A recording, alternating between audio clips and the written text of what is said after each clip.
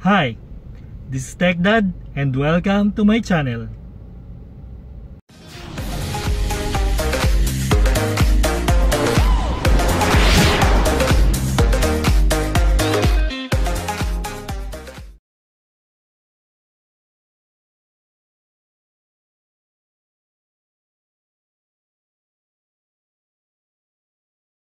Hello again mga tech dudes and tech dudettes. So welcome again to my channel. So ang channel ko nga pala is about car na dini-DIY natin. Meron tayong aircon series, meron tayong e-bike series, and yun no, and yung mga items na nabibili natin online is nire-review rin natin. So kung gusto niyo yung mga video na yon, please click like, subscribe, and hit the notification bell para sa mga ma-update kayo kung ano yung meron na video na i-upload natin. Bali itong video natin ngayon, itong content natin ngayon is about update lang naman din sa may nabili natin na smart battery, no? Yung ang tawag dun is ReadyGo batteries, yun yung brand nila, no?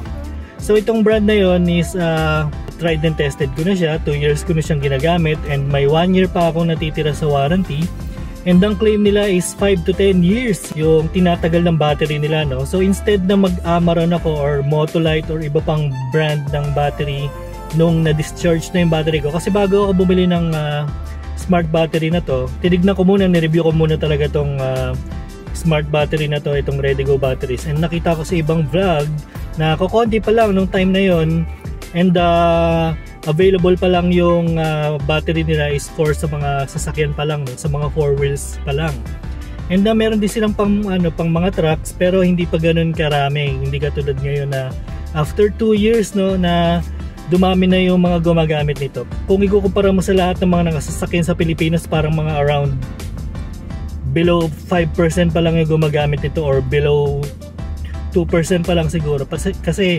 medyo may kamahalan siya, and ang price niya is around 6,500, no? And may additional pa yon kung hindi sakto yung parang yung rod dun sa pagsasalpakan ng pinaka battery nyo. Tinanong ko sa brother-in-law ko kung maganda ba yung battery na to, kasi nag-i-install siya ng solar, no, sa solar panel sa bubong. So alam niya rin yung mga battery na pwedeng gamitin para doon, yung mas tatagal talaga and matibay. And sinuggest ko sa kanya to, tinanong ko sa kanya, maganda naman daw, and talagang tatagal naman daw talaga, kasi yung ibang mga e-bike, sa mga naka-e-bike dyan, kung naka LiFePO 4 kayo na battery, matagal daw talaga siya, mga 5 to 10 years, depende talaga sa gamit. So bali after ko mapakita ito sa mga brothers-in-law ko, yung isang brother-in-law ko bumili siya ng ng battery din, katulad din ito, yung FB12 version V15, no? So pare-pareho kami, so 5 yung sasakyan namin na meron ngayon. Una, ako yung nakabili, ako yung una nag-testing, and then yung brother-in-law ko, nilagay niya sa mobilyo niya, and yung isa nilagay niya sa Suzuki Swift. So papakita ko na lang din sa video na to. And then yung isang brother-in-law ko na napagtanungan ko, inantay niya muna ma-discharge din yung battery niya bago siya bumili ng ReadyGo battery na katulad ng sa atin. So nilagay niya yun sa CRV, and then pina-discharge niya rin muna yung isang sa Avanza niya, no, para yun din yung gagamitin niya. So lahat kami naka ReadyGo battery na. Bali tried and tested ko na siya, maganda talaga siya. May pros and cons din talaga siya, hindi po pwedeng wala.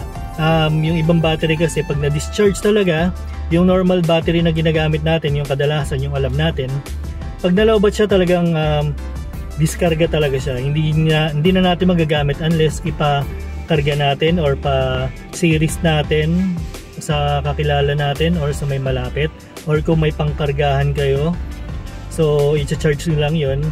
And ang kagandahan kasi rito, bago siya mag sa pinaka low point ng discharge niya, mag-off siya, and yun din yung isang nakita kong problem sa kanya. Pero para sa akin wala namang problema, kasi pag nag-off siya, so lahat ng settings sa sasakyan nyo, sa stereo or kung ano pa man, mawawala talaga, magre-reset talaga siya. Yun yung isang problem.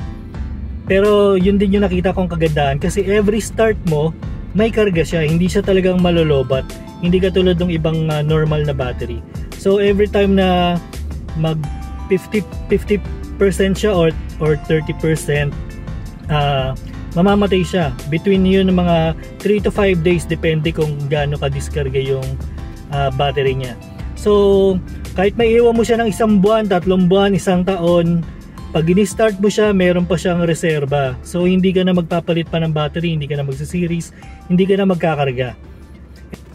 Makakatipid din siya sa gasolina kasi nga magaang lang siya, super gaang lang niya. So kahit isang daliri mo, kayang-kaya niyang buhatin yung yung battery na yun. And napakaliit lang niya.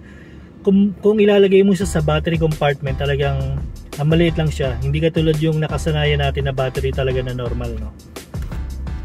So bali, ang isa pang problem sa kanya kapag nalobat siya and wala kayong app na ginagamit and sira yung susian nyo, kunyari isa lang yung susian nyo sa driver side lang, kunyari pag hindi gumagana yon, hindi nyo mabubuksan yung itong sasakyan nyo. So kailangan nyo siyang kailangan kayong tumawag ng mag-unlock. So tatawagin nyo yun, magpapa-home service kayo. Yun lang yung nakikita kong problem. Kasi yung sa akin dati, nasira yung yung sa door lock ko, hindi ko mapasok ng buo yung susian ko. Buti na lang meron akong app. So pag namamatay kasi yung battery, yun nga, hindi ko siya mabubuksan yung sa pintuan kasi nga nakaano siya, hindi ko mapasok ng buo yung susian. So buti na lang meron akong app.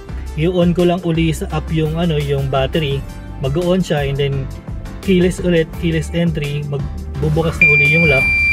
Doon pa lang ako makakapasok ulit.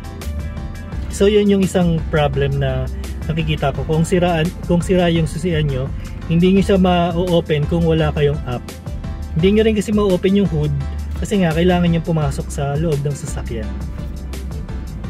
Bali yun lang talaga yung parang nakita kong problem sa kanya, yung nagre-reset yung sa stereo niya, and yung pagsira nga yung door lock nyo, hindi nyo mapasok yung susi or whatsoever. Pero kung patipiran lang yung pag-uusapan, napaka tipid din niya. Makakatipid kasi kayo for about ilang years din kasi nga kung tumagal ng 5 years yung battery na to and so on, kung tumagal pa ng 10 years, sulit na sulit talaga yung pagkabili nyo rito. But yun lang talaga yung nakikita kong problem, pero yun din yung nakikita kong maganda sa kanya.